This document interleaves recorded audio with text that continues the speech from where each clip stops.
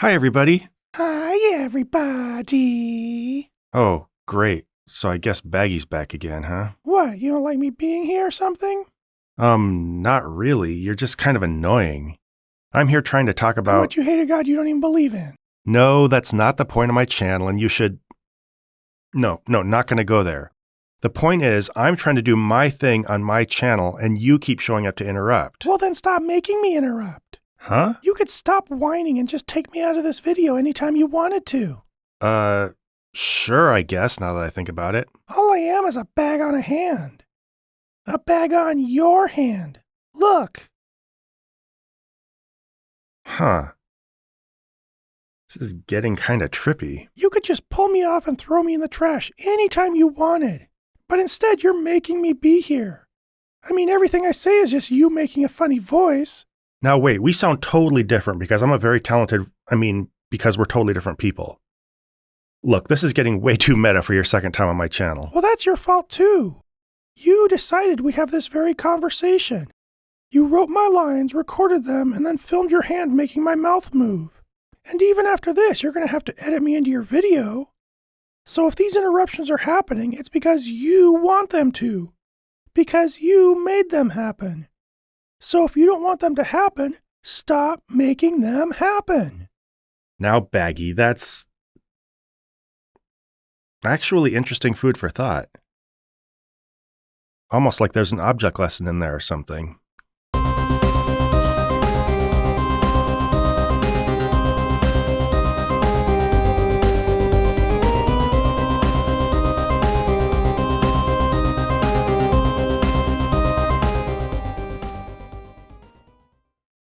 Yeah, so obviously that was an analogy to what we're going to watch today, which is Mike Winger trying to explain why a God who loves us and wants us to succeed basically allows the devil to have full run of the world. Ever think of the fact that God gave Satan free will? Oh, be gone with you. As the person who's making this video and controls everything that goes into it, I choose not to include you anymore. And hey, maybe God could do the same thing, right? If he created Satan, including everything about his nature, if he created everything about the world, then he orchestrated everything about how Satan interacts with this world as surely as I orchestrated everything about how Baggy interacts with this video. So let's see how Mike Winger explains that. Also, like, comment, and subscribe, and I have a Patreon or whatever. I may also stick around at the end of this video and share a few thoughts about where my channel is going right now. How did Satan become the god of this world? And why did God allow him to reign? Well, we can piece together a couple things in the scriptures. One of them is that I do believe Satan is the one who's behind the temptation in the Garden of Eden. Okay, that he's that serpent of old. Okay, so I take that Revelation statement, that serpent of old. He's the tempter. He's the adversary. He's these things. I do think he's there in the garden. I find Mike's language here pretty interesting. He believes Satan was behind the temptation in the garden. He thinks he was there. He takes that from Revelation. Though that last statement was a little unclear due to trailing off, understandable when you're live. But this kind of hesitancy is definitely called for because the Bible never says that Satan was the one who tempted Adam and Eve. Genesis just says it was a serpent and gives every reason to believe it's referring to an animal. Genesis 3:1 says it's more clever than any of the beasts of the field, and 3:14 has God punish it by making it and its descendants crawl on their bellies. So nothing about this indicates Satan or any other spiritual being at all. It's an origin myth about why snakes don't have legs. All Mike has to connect it to the devil is statements in Revelation about some devil or Satan character being referred to as the serpent of old, which according to Revelation 12 leads the world astray. This Satan figure is never really fleshed out as a specific person across Scripture, and Revelation has it doing some strange things on unclear timelines. Basically, the Bible does not have a devil or Satan as understood by modern Christians. All that said, in the end, Mike's interpretation is more or less fine. If you had to jam the vastly different books of Genesis and Revelation together into a consistent narrative, then I could see taking the serpent as being one consistent person between the stories. It makes a certain amount of sense. But the question is why we need to do this. You know, if we're trying to figure out who the deadly adversary of our souls is, if God's trying to communicate this to us in Scripture, why are we relying on these kinds of little literary analytical clues? Why are we trying to read between the lines when these stories don't tell us this stuff about the devil at all? It's kind of a weird state of affairs, right? This to me is one of the many things that shows what a completely unserious person Mike is. He's basically generating this entire narrative about spirituality and the danger our souls are in and stuff like that, based on his fan theories about a specific book. Or if we wanted to be as generous as humanly possible, we could say based on literary analysis. But neither one is really that much better than the other when you're trying to, like Mike Winger, claim to speak for God and tell everybody else how to live and how to avoid spiritual dangers. When Eve listened to the serpent, that was the one who they were obeying. It was ultimately Satan. That may have had some impact on our relationship with Satan. That's one aspect of it. Were they obeying the serpent? That seems like a really weird way to put it. Obedience is when you do something somebody commands you to, whether or not you want to, because they have some kind of power or authority over you. What the serpent did was much more like persuasion. He made the case for why they should want to take the fruit, so they took it. I don't know. I'm not sure whether this is a really important distinction, but it seems kind of like it because Mike went out of his way to make a really strange word choice here. And running straight to obedience seems like just a strangely Christian way of putting things. Also notice the subtle shift in language Mike makes here.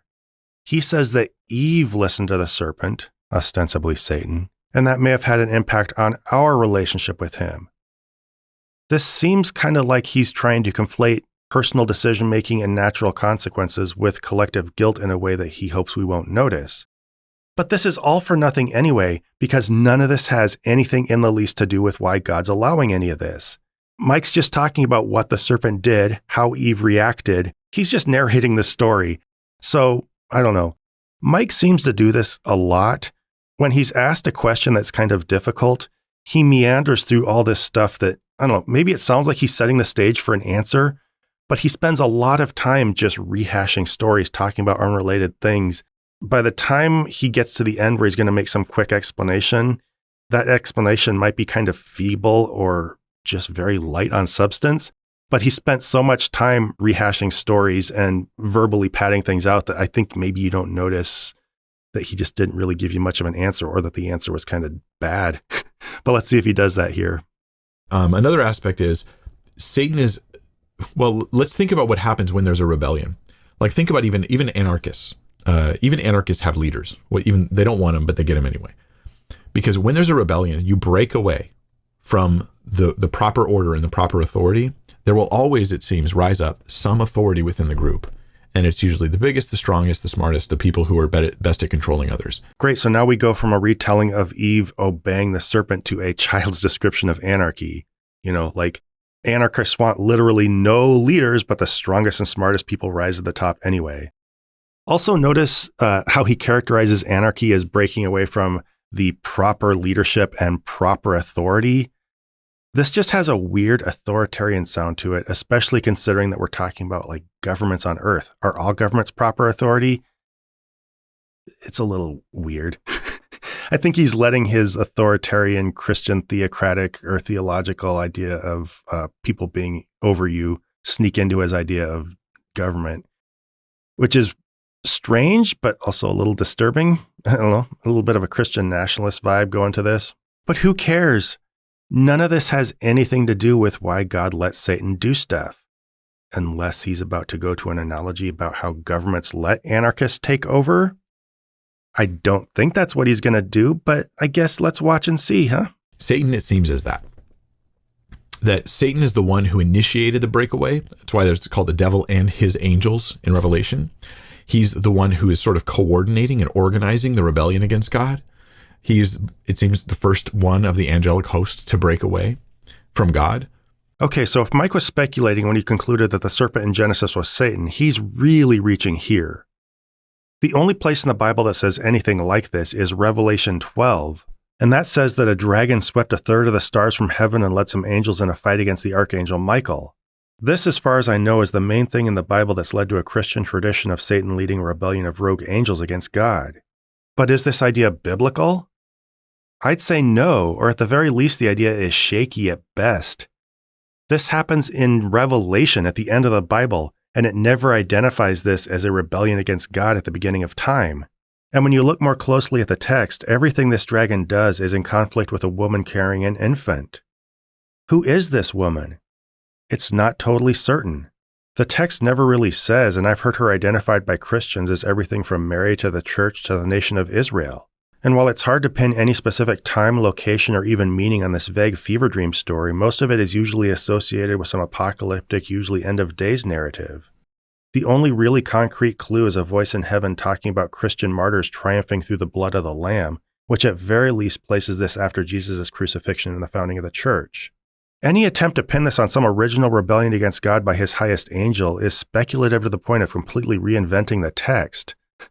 Like Satan led a rebellion just because this story shows a dragon sweeping a third of the stars out of the sky, possibly 4 of the stars referenced in verse 1. I mean, sure, it says the dragon and Michael are leading angels in combat against each other. Very strange given modern Christian ideas of a God who could just blink the bad guys out of existence. But this doesn't tell us half the story that Christians read between the lines of it. Basically, the point is that, to be frank, Mike is not getting what he says from the Bible. He's just reciting Christian traditions that he believes for non-biblical reasons and then tries to connect them to the Bible in an obviously post hoc fashion. Like, basically his whole shtick about being a Bible thinker or being totally biblical is just that, a shtick. But even ignoring that, what does this have to do with God deciding to allow Satan to rule the earth? I don't see us getting there yet. He's just describing the narrative more. So I guess let's take a break from correcting Mike and see if he can get around to actually answering what this question is supposed to be about. And so you've got him as, in the spiritual world, the leader of the opposition, and then in the human world, the representative of the opposition. And so, yeah, like it just seems like it's natural out of that environment where he's ruling these fallen leaders, fallen angels, and then he's also active in the space where God is not sovereign over people's lives, and so he swoops in, so that the Bible describes it kind of like he's the puppet master of the world. So that he's the prince of the power of the air. He's the whole world lies under the sway of the wicked one. Again, Mike continues saying literally nothing that approaches an actual answer to the question. All he's doing is describing a narrative of the devil taking over the world. He says that Satan is described as the puppet master of the world. But why is God letting him work the world like a puppet?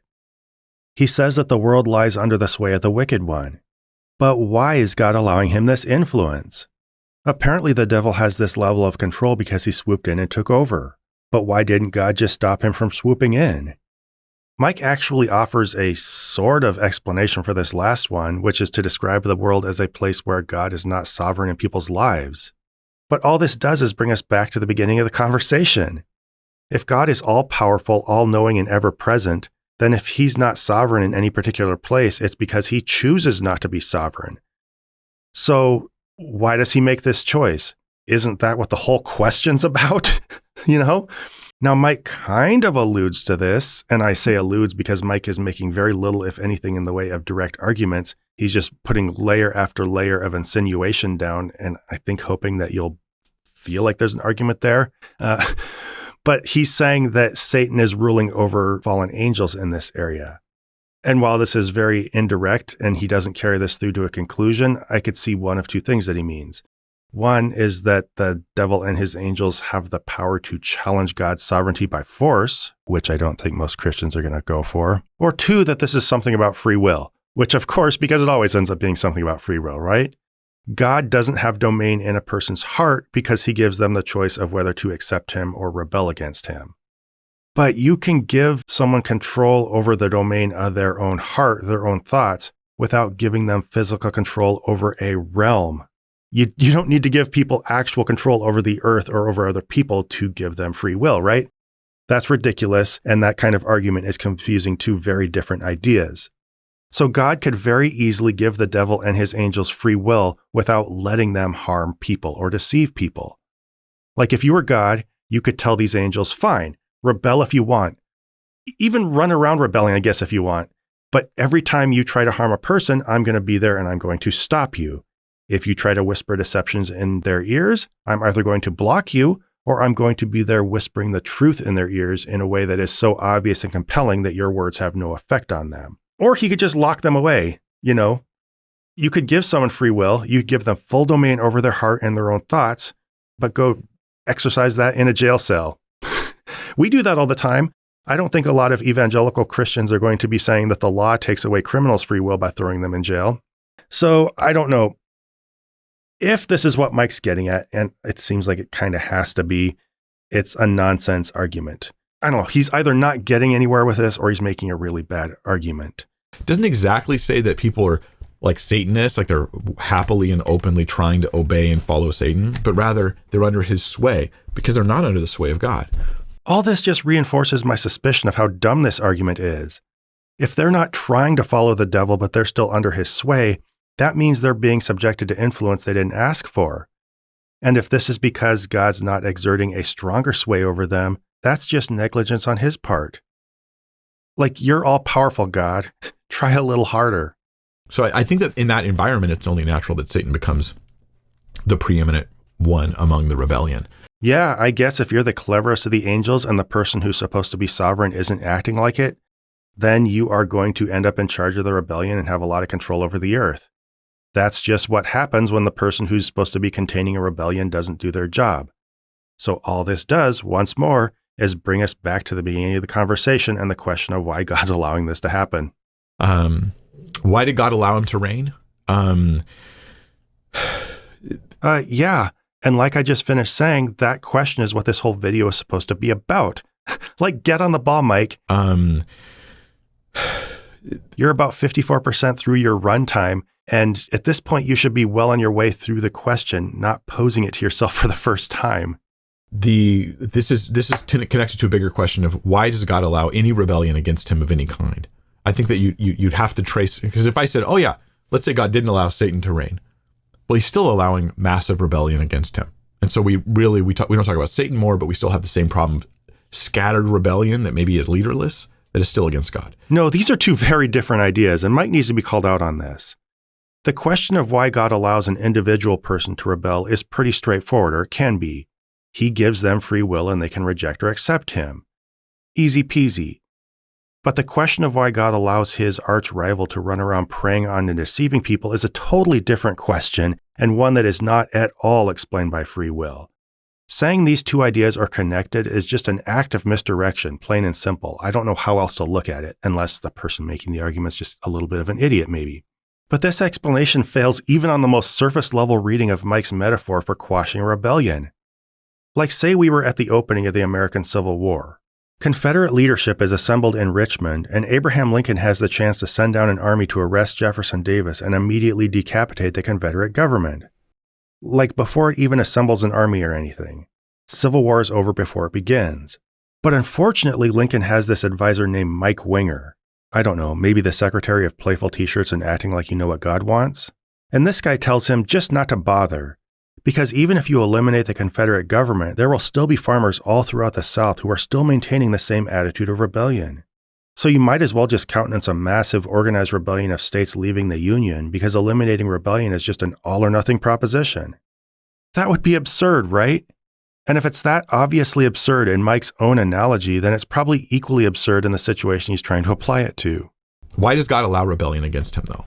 And it seems to me that this is all part of a larger plan. My personal opinion here, okay, this is my personal opinion. You do not need to agree with me to be a Christian or to be a Bible-believing Christian. I guess it's nice that he's making this admission, but why is there this much room for Christians to have different opinions about this?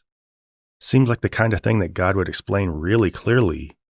Like, hey guys, you know how there's that devil guy prowling around like a roaring lion trying to devour you and lead you astray and everything so you go to hell? And you know how I could stop him at any time but don't? Well, there's a reason I don't, so let me very clearly explain it to you in my words so you don't have to listen to Mike Winger babble his way through guesses about it. Sounds like the kind of thing an actual God could and would do. Also, Mike's about to say free will. We already know that, right? If that's a spoiler for you, sorry, and also welcome to your first time hearing apologetics. Is that it's all part of a larger story that God is telling that involves giving humankind free will and even angelic beings free will in choosing to follow him, so that when we're in eternity, all those who follow God were not only made by him, but have also chosen him so that they follow him in love. And by allowing people to choose love, And to let love be that unity of heaven and the unity of eternity is love. For that to be the case, choice had to be involved. And so allowing a rebellion at all is allowing love at all. I think that's a big part of it. So this is a complete and utter non-answer. And I've more or less addressed it already, I guess, partly because I saw this coming and partly because Mike just keeps talking his way in circles. But it's just amazing to me how brazenly unrelated the presence of a rebellion is to our ability to choose to love someone. Like, listen carefully, just in case we need to make this clear. We wouldn't need these kinds of convoluted circumstances to choose God. We could have just been created in heaven from the start, just bathing in God's glory, listening to his wisdom, surrounded by other people who love him.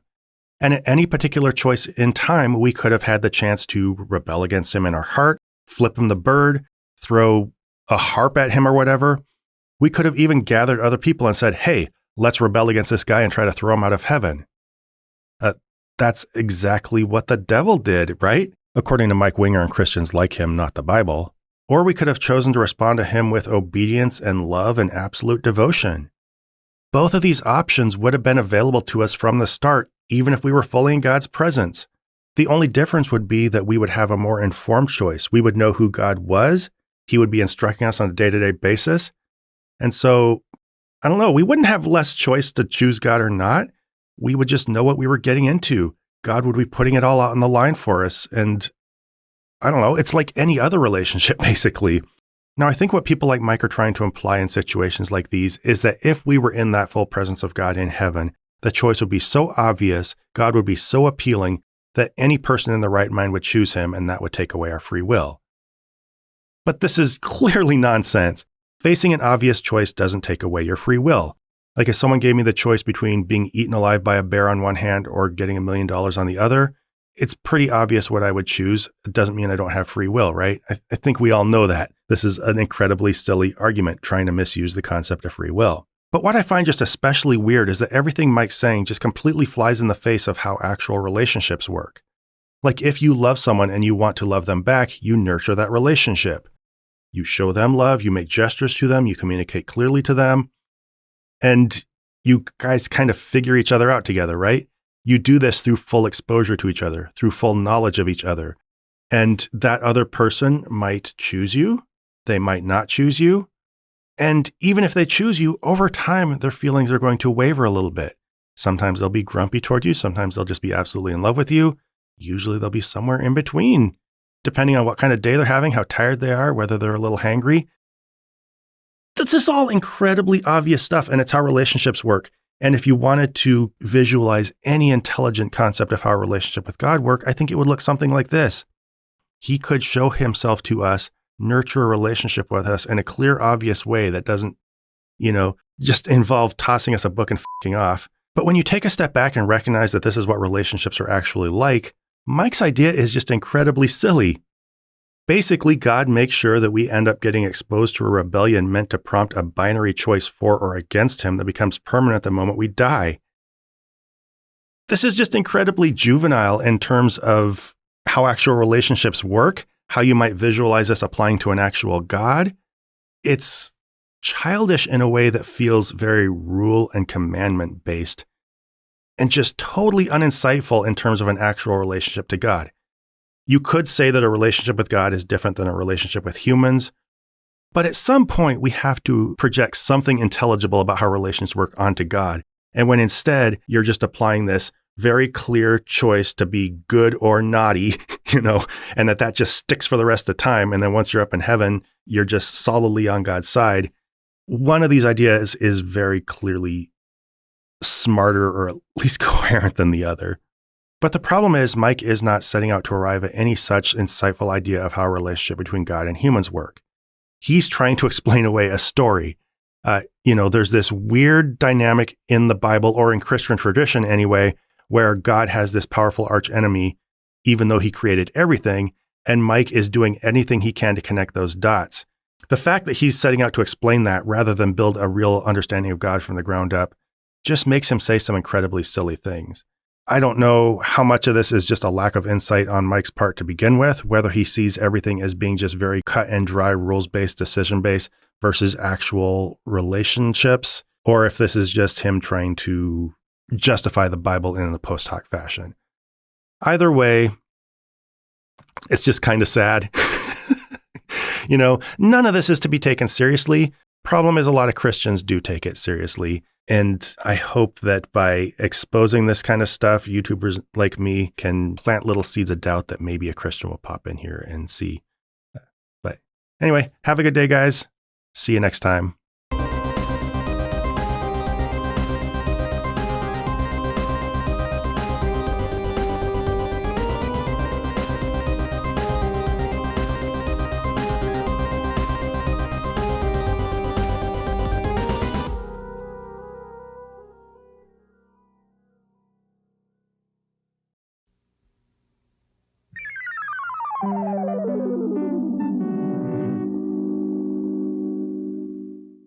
This program was made possible by a grant from John Adams, Bob Generic, Maggie Danger, S.R. Foxley, Daniel Bostedt, Dark Side of Delight Productions, Magnus Holmgren, and Q, and by the generous support of viewers like you. If you'd like to join them in pledging to this channel, please find a link to the Prophet of Zod Patreon below.